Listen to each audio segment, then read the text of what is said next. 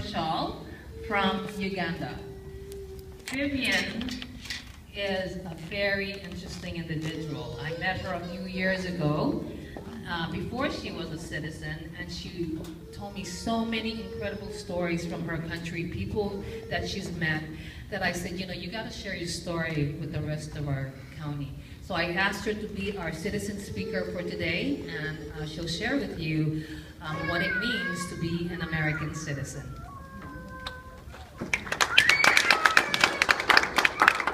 Thank you. Sometimes I feel as if you flatter me overwhelmingly, but thank you. Today, I'm privileged to be here to speak on behalf of we who have been newly naturalized. And like she said, I come from Uganda, but before I share my experience, I'd like to know from raising hands, how many of us have lived in the US for more than 10 years or were born in the US? Okay, keep your hands up, please. I'm going to ask you a couple questions. One, who wrote I see some hands going down. Who wrote the Federalist Papers? Anybody? James Madison? No. The Federalist Papers. I hear some mamas. See, that was one of the questions we had to answer, actually. So, and the second one is, I know it has been mentioned by the previous speakers many times today. When was the Constitution written? September 7th. Did you hear that? They're not even sure. 1717. So anyway, it's 1787, and it's interesting to get to learn some of this history, American history, and appreciate it, get to know what we're getting into. And how many of us, now regardless of whether you're a recent immigrant or not, know about Uganda or have heard of Uganda? Does any of you know which part of Africa Uganda is? Central? Central? I hear Central, I hear South. Okay, the answer is East Africa. So this is one, the reason I asked the question is to see how much of us Americans know about the rest of the world. I know that usually it's the rest of the world knows about America, but how about America knowing about the rest of the world, especially the people who you are adopting into your country. Sometimes it's helpful to know that so that we can tolerate each other and be able to manage the diversity better. Anyway, I know that Rose tasked me to summarize my 5 years experience into 5 minutes. I will do my very best, and I think I can ably do that by reading what I have written.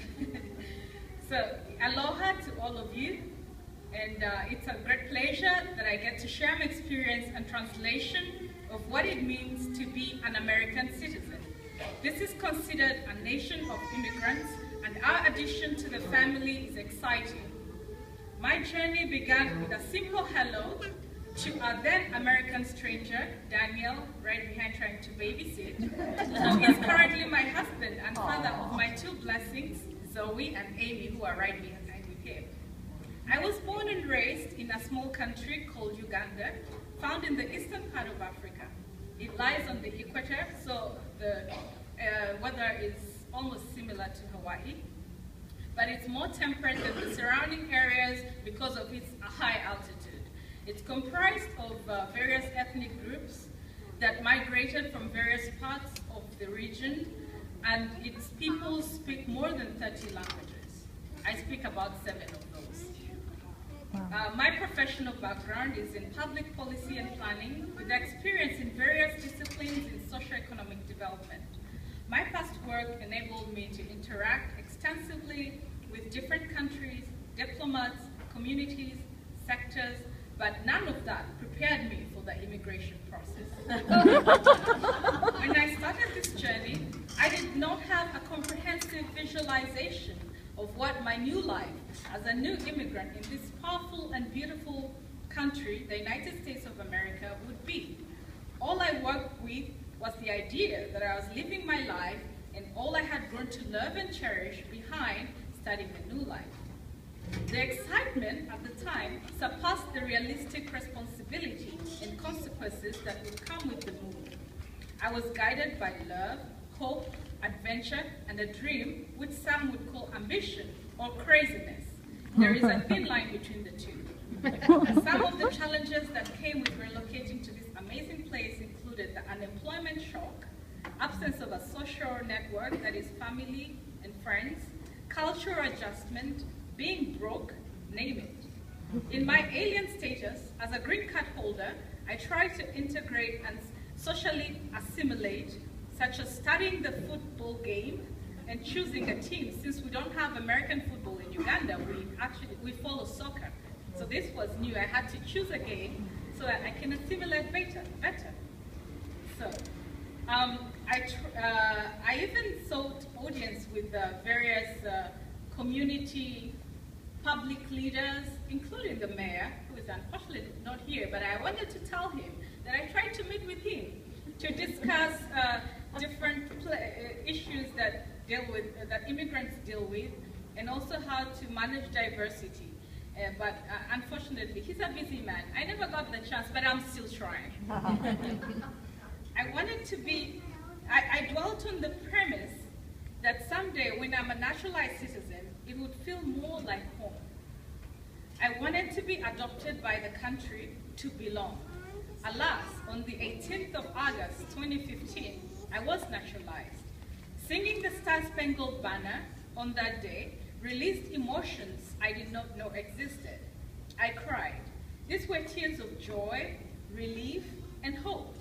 At that moment, it registered to me that this country was now my home and that I had sworn to be loyal and defend it. I felt a sense of belonging and patriotism. I can now boast that I'm a citizen of the United States of America. What does being a citizen mean to me? Well, it means I get to rebuild my life with my family in this new context, settle into this new home, enjoy the various freedoms,